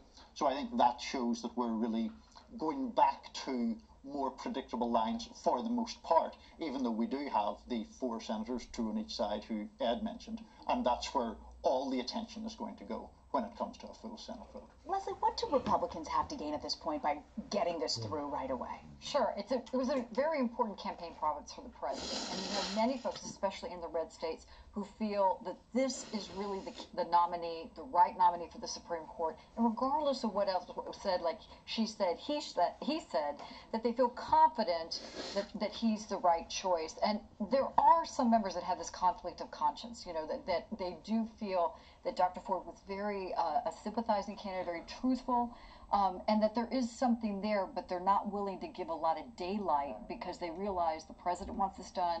There's momentum behind the candidate. 刚才范市长跟那个议长正在谈话，他们悄悄的。 After the midterms. What do you mean by conscience? Is there anything in particular that you're worried Particularly about? women. I think there's not an easy solution. There's many layers to this. And while I see a lot of my colleagues, especially in red states, they feel that something did happen to Dr. Ford, but it's mistaken identity. And I think that's just this way of reconciling a very difficult, traumatic situation in a way that's digestible, but I don't think it's that easy. And I do think that the conversations are going to continue, and conversations about the legitimacy of a very partisan nominee, that is going to continue as well. Joel, I think it was Caitlin who was making the point that this was a promise, a campaign promise that the president made about the Supreme Court. He's trying to fulfill these promises. How do you think this, whether Kavanaugh gets through or not, how's it going to affect 2020? Well, this is interesting. So, you know, look at some of those Democratic members on the panel, right? Think about Kamala Harris. Think about Cory Booker, some of the most outspoken folks. It was interesting to me. When some of the Democrats walked out earlier, look at the ones who stayed. The ones who stayed are kind of the institutionalists, the Dick Durbins, the Pat Leahys, the Dianne Feinsteins, the people who, you know, essentially don't really have a future in the Democratic Party. Those who do, Dick Blumenthal, Mazie Hirono, Booker, Harris, they needed to show the base that they had spine. And that really is kind of the word of the day for me for Democrats is spine. Do they have enough steel in their spine to show that they're going to resist? Because it's not enough just to say, I disagree with this nomination, I'm against it. You have to show you're going to actively resist this president. That's what the base is expecting. You know, now, one thing I keep hearing over and over again from Republicans is, and particularly women that I've spoken to, female Republicans, is they could have brought this up way earlier. Why did they pull these dirty political tricks and try to bring this up at the last minute on the 11th hour? Yeah, that is definitely an argument that we're hearing on the Republican side a lot. I think it's clearly in the Republican interest to suggest that this is all political. The more politicized it is, the better it is for Brett Kavanaugh's chances of confirmation. But just to pick up on Leslie's point, I think that, you know, we're all in the instant reaction business, but yesterday's testimony was so powerful that I think we're only really beginning to work through the ramifications of that, which could be seen certainly in the midterms, but also beyond that. If Republicans are perceived to be dismissive of a woman who did bring forth very credible allegations. You could almost point to, so 2016 was a turning point for a lot of women to say, oh, we want to get involved, we don't like this, we're kind of the coursing of the culture, and a lot of the sexism that they felt, and sexist comments, and for whatever the reason, more Democratic women than Republican, but more women are running in 2018. There is a direct cause effect that you see, and I think with younger women or millennial women and women that are getting engaged, it's not an easy choice anymore. It's really, you know, that's why Senator Flake and some of these others are having such a difficult time now in this new populist Republican Party. But it comes down to what is really the right thing to do. And I think there are many women that feel they want to know more. And rushing this through, which is a shrewd political move, is advantageous for the Republican Party, but where do we end up after that? That's the question. It's also, too, you know, it was so funny. When Judge Kavanaugh was chosen instead of Amy Coney Barrett, I think everyone said, oh, the president decided to sit out a culture war. Because what the assumption was is that if you pick Coney Barrett, that's a culture war that he's trying to provoke and trying to start to rile up his base. This has turned into a culture war. Okay, because we were talking about this a little earlier, right? Think about some of the inside talk about what it's like at some of those prep schools and in some of these clubby type of environments and things of that nature. And look at the reaction of folks like Lindsey Graham, right? It feels very exclusive, and it doesn't feel very inclusive. This is not a face to America that shows that there's a lot of inclusivity. It feels like this is a culture war about kind of whose side are you on. That feels like that came up here unexpectedly. We weren't expecting this to be a culture war. That was certainly a moment, especially for women. We keep talking about it over and over again. Caitlin, you know, at this point, Democrats have tried many things. They don't have the numbers. They don't have the voting power.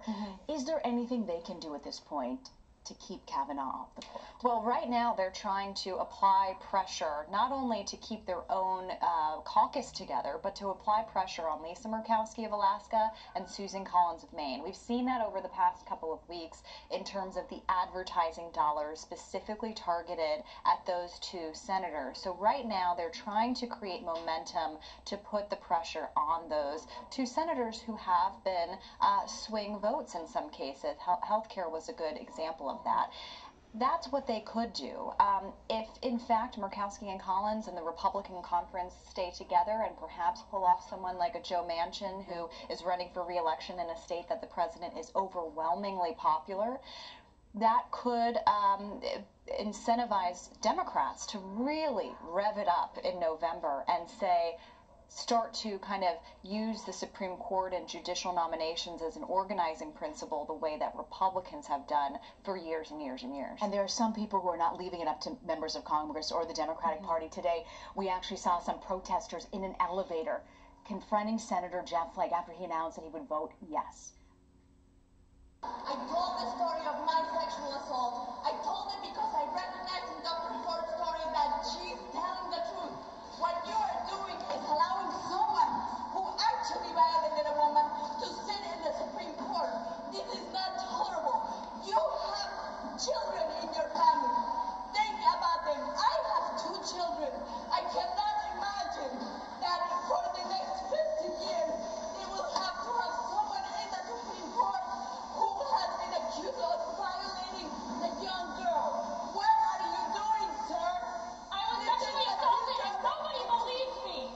I didn't tell anyone, and you're telling all women that they don't matter, that they should just stay quiet because if they tell you what happened to them, you're going to ignore them. That's what happened to me, and that's what you're telling all women in America. That's what you're telling all women in America. Niall, at this point, do we know exactly what played into Jeff Flake announcing that he's going to vote yes? I don't think we can look inside of his head. I would say that Jeff Flake has been someone who has been obviously verbally critical of President Trump a lot, but critics from the left would say that he has never quite walked the walk in the same way as he has talked the talk. And obviously that footage that you just showed was very, very emotionally powerful. Were Jeff Flake contesting re-election again, that's the sort of thing that could be problematic, but of course he's not. I think the fact that he is leaving the Senate makes it a little bit more surprising to some people that he has chosen to vote the way he has. He has nothing to lose, essentially, politically speaking, by voting against. Leslie, walk us through the politics in the Republican Party at this point, whether you vote yes or whether you vote no. When you vote yes, the one thing about the president, and I've talked about this before, there used to be this kind of whisper against the president, you know, and he's talked about it even within the establishment Republicans who are part of the swamp in Washington that is against him. But as he continues to win, support candidates who win and gains this momentum, and he in the midterms where you expect a large loss, traditionally first-term president, 30-plus seats, it may only be 5 or 6 when this all shakes out. The president's managed to hold the line. So that whisper, that roar, excuse me, let me back that up, the roar against the president has now become a whisper. So the president has the momentum. They realize that this is about votes and that kind of their own political skin. That's the calculation that's happening here. But again, what we've been talking about is it's more nuanced than that. What are we seeding as the Republican Party? What do we fundamentally believe in at any cost? And I think when the irony here is you see all this emotion, and they're saying if the emotion around these women who are talking about these charges, but it's the Republican men right now who have so much emotion, not only with Kavanaugh, but Lindsey Graham and some of these others. So I think we're just lost in terms of where this is going to be. Win at all cost, but the future ramifications. I want to play for you. You're talking about sort of impassioned arguments on both sides. Senator Dianne Feinstein had this to say, actually, about Judge Kavanaugh's behavior during the hearing yesterday. This was not someone who reflected an impartial temperament. 这是加州的议员，戴安·范斯坦，是民主党的。and belligerent. I have never seen someone who wants to be elevated to the highest court in our country behave in that manner. Senator Klobuchar actually told CBS this morning that if she had acted the way Kavanaugh did in the courtroom, she would have been thrown out at this point. Joel, is this just a Democratic talking point about temperament? No, this isn't. You know, we talked about this yesterday. I think that Kavanaugh may have won the battle for saving his skin for the day in terms of the believability, but I think he lost the war. I don't think he showed himself to have the temperament to be a Supreme Court justice. Again, I brought this up. If you're a group that's progressive or that's, quote, left wing, and you're coming for the court, if you're a Planned Parenthood, if you're someone who obviously falls on the left side, I mean, this is an ideologue.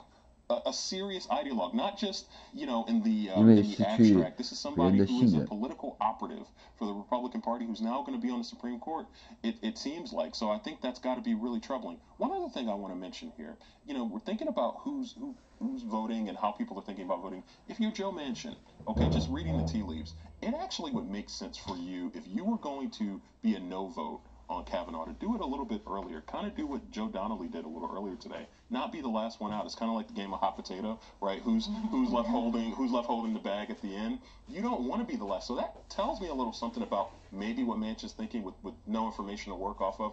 If you didn't want to be, you know, boxed in as the last person, the person who's really in the target zone, you'd probably want to announce your decision a little earlier. That might give you some insight into what Joe Manchin might be thinking. Now, why is it? I mean, there's this big suspense. I know some of this is drama and theatrics and kabuki theater, but why not just tell us where you're going to vote? Don't you know by now?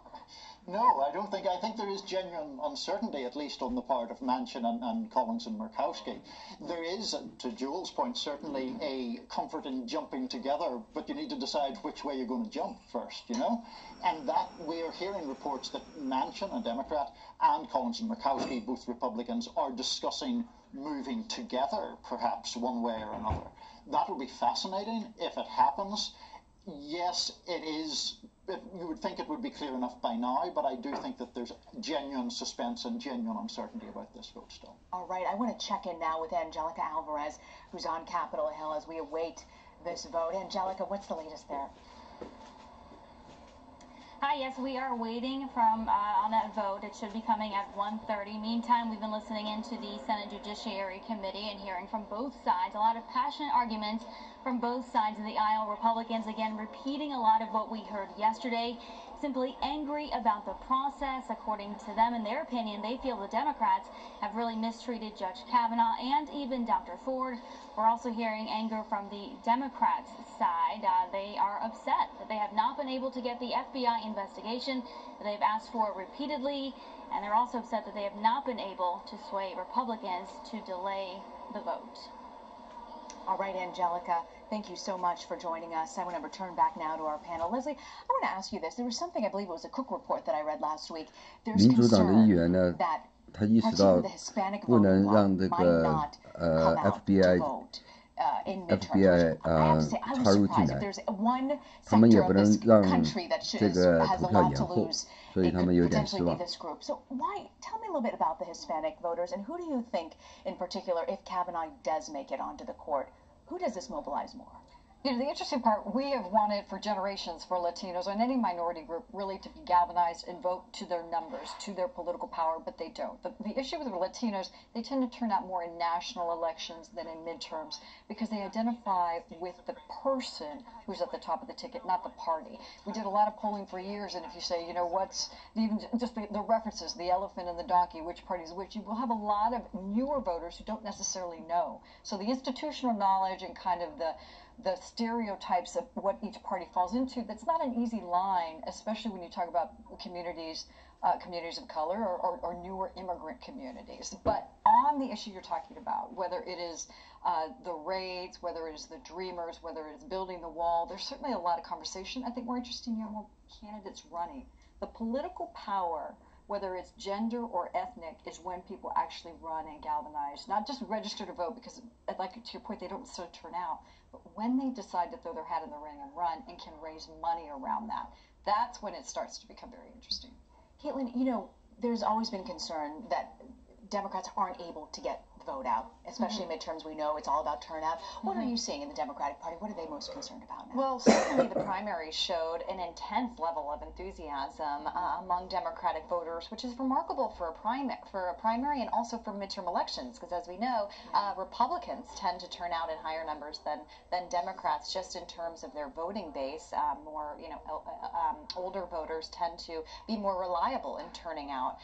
The big question I have is there a ceiling for Democratic enthusiasm? In other words, can they be more mobilized and energized than they already are? And, some Democratic strategists say that the Supreme Court could start to become something that really motivates people, kind of crystallizes the importance of showing up to vote. So not only expressing energy and enthusiasm and saying you're going to vote, but actually turning out to vote. There's also the issue of complacency, right?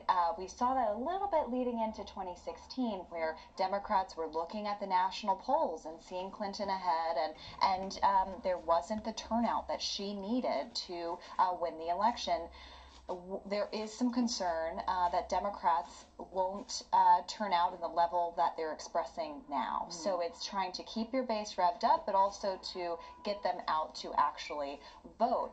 Of course, there are a couple of core constituencies that we're looking at, and women, particularly those in the suburbs, in these districts that could decide control of Congress, how they will react to Kavanaugh, whether they react to it individually or take it in the aggregate. I think there are still a lot of questions.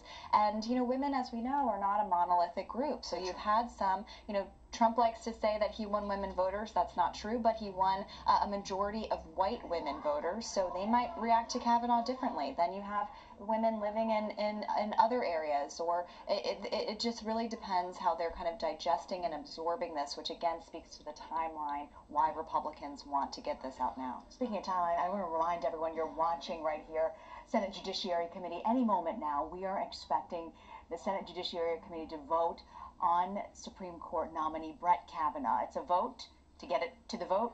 To get it to the vote. So, did I get that right, guys? Yeah. I think you missed one vote, maybe. I may have missed one vote. So they're going to vote this out of committee, and then tomorrow we are expecting potentially this will go to the Senate. A lot can happen, as we have discovered in just one day. We are expecting 1:30, though. This is when the vote is expected to take place. We do know.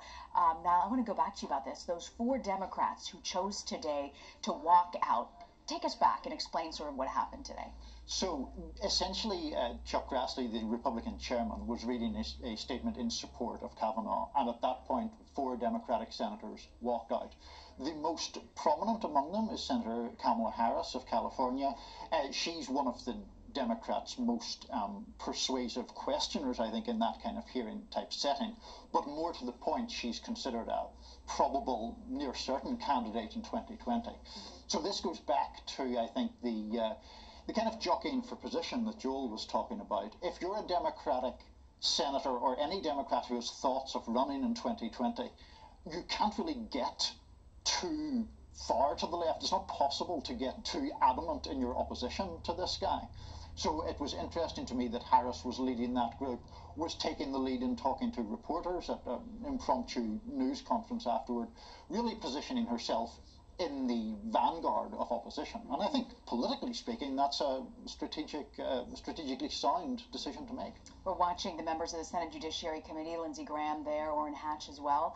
I believe I just saw Chuck Grassley taking his seat along with Dianne Feinstein. A lot of people whispering and sort of hovering over. Curious to know, Leslie? Yeah. I don't know about the whispering. I will say Senator Lindsey Graham is certainly being praised among Republican circles for standing up. A lot of people feel that Judge Kavanaugh was wrongly accused, and he is very much riding the course because this is so politicized, and it's part of these Democratic shenanigans and a smear campaign, which is all part of the talking points of the Trump administration. But the caution I would give, again, saying there's 2 sides to this, is look at the other outside institutions, whether it be Harvard University, Yale, the American Bar Association, that are saying maybe we should take a second here. And the reason I say we point to that, Republicans could say it's the ivory tower, it's the elite institutions who are really being critical of Judge Kavanaugh. But I think it's about the money. It's about the trustees, the donors, the people that attend these universities that are saying, wait a minute, there is something here that needs to be evaluated. We need to take a second more. And because such powerful institutions are doing that, I think it will have a ripple effect. Not necessarily denying the confirmation to Supreme Court, but will have a ripple effect in how we look at this process. Whether we are seeing this as an egregious effort to have this cloud of sexual assault potentially out there, and really what the standard is going to be in the future. We are never going to go back, I think, to where we are before the Kavanaugh hearing. You know, that is just something that we haven't unpacked much, but it is just a very serious situation with the Supreme Court. Whether you look at Democrats trying to get through Merrick Garland, you look right now with Kavanaugh, has the litmus test of how you proceed forward in getting someone on the Supreme Court. Is it just partisan and that's it, and we've just accepted it? So, I actually think, we were talking a little bit earlier about the court as an organizing issue, right, for Republicans and Democrats. Historically, Democrats really have not organized around the court. Republicans have. That you could argue that's why they've packed the court so successfully in the last, 2 decades, even at the lower levels. But now this is emerging as a leading issue for Democrats, and this is the ultimate litmus test, right? Because this is the clearest example of you showing your pushback to Donald Trump, is whether or not you can effectively articulate a case against Brett Kavanaugh. And again, it's a 2020 test that is very, very serious. And it's, by the way, it's not just these folks on this committee. It's governors. It's going to be House candidates. It's going to be people in the Republican Party who are running against. This is setting up to be a real organizing issue for both sides. And because it is a lasting legacy of a president, unlike a policy or a law that can be unraveled or repealed, as difficult as that has proven to be, it is very difficult to impeach or rescind a Supreme Court justice. That's very difficult to do. This is a generational appointment, which is why, especially for this seat, because it will change the makeup of the court from a conservative standpoint, that's why this is such a big deal for people, and that's why there's such an energy and on both sides of this. And we're seeing people we have reporting. George W. Bush has called certain senators who are on the fence to say, we know Kavanaugh worked very closely with Bush, to say, hey, you should vote. This is important. And that speaks to the way in which the Supreme Court fight has galvanized everyone in the Republican Party and has been kind of the glue that keeps it all together. Remember, there were a lot of conservatives who were opposed to Donald Trump for a variety of different reasons. The Bush family among them, The Bush family among them, yes. And the court was the one issue that they kind of coalesced around, and evangelicals as well. This has been a driving principle for them. And so this is what is keeping the party together. Now, we also know that Senator Murkowski, Senator Collins, we're watching very closely how they vote. Do we know, do they have a relationship with President Trump? Depends how you define relationship. It's pretty tense there. President Trump has tried to keep them on board to some extent. He certainly hasn't been critical of them in the way that he had been critical of some other moderates, or indeed the Bush family for that matter. But, people in the Senate, they're always going to make these decisions to some extent on their own interests.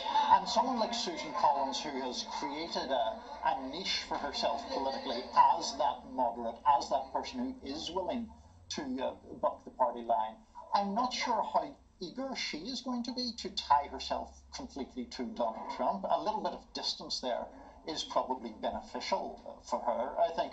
And just one other point quickly, Rena. I mean, all that we're talking about, to me, gets to the fact that the country is so polarized at the moment that the Supreme Court had been the last sort of bastion of the idea that people can transcend partisan lines. If you were nominated by a Republican president or a Democratic president, that didn't mark the rest of your tenure on the Supreme Court. Now I think we're very close to a point where both political parties simply see Supreme Court seats as part of the spoils of election wins. That's a bit of a shame, but I think it's inevitable. I'm so sorry. But on his point, so the veneer is off on Kavanaugh. It used to be this idea, yes, he's a conservative jurist, but he would be impartial and unbiased in what he did. It was a political speech, that testimony that he gave yesterday, which for even conservatives and economic conservatives were like, wow, that's not what we want to see come from a judge. And we realize he's defending his integrity. He is the accused versus being the judge. But there was a line he crossed that was so partisan, it made a lot of people pause. And to Caitlin's point about, you know, the evangelicals, the reason the glue was there was protecting religious freedoms, defunding Planned Parenthood, which the president gave. They're willing to be blind for everything else to have those protections you have solely through the Supreme Court. So that's why this is so Joel, I know you want to make a point, but I just want to take you live here for 1 second to give you an image here. This is the Senate Judiciary Committee. If you look very closely, look at those chairs. A lot of senators not in those chairs. We're hearing from our Ed O'Keefe. All Democrats are out of the hearing room, and a good portion of the Democratic staff, those are the people who usually sit behind the senators, they just exited the hearing room. It's now 1:38 p.m. Eastern. 8 minutes ago, they were supposed to hold this vote. They've been waiting for the Democrats to show up, and as our Ed O'Keefe is reporting, they did not show up, and their own staffers, their Democratic staffers, have actually exited the room. Joel, what's your take? So I was going to talk about math for a second. Math, one of my favorite topics. Look, you don't get to be majority leader unless you can count votes. Okay, everybody knows that. And so let's think about this. Okay, 51-49. Okay, so Republicans can essentially afford to lose 2 if they replace them with 1 Democrat, or they can afford to lose 1 and then Pence is the tiebreaker. So you could potentially see a scenario here where Republicans lose a Murkowski, okay, but they replace a Murkowski with like a Manchin or a Heitkamp. I think that's fascinating, and I think that's going to be really interesting dynamics for a Democrat like that, who essentially gives Donald Trump his Supreme Court justice when he couldn't even keep his entire party in line. I think that's a really fascinating phenomenon that could emerge this afternoon.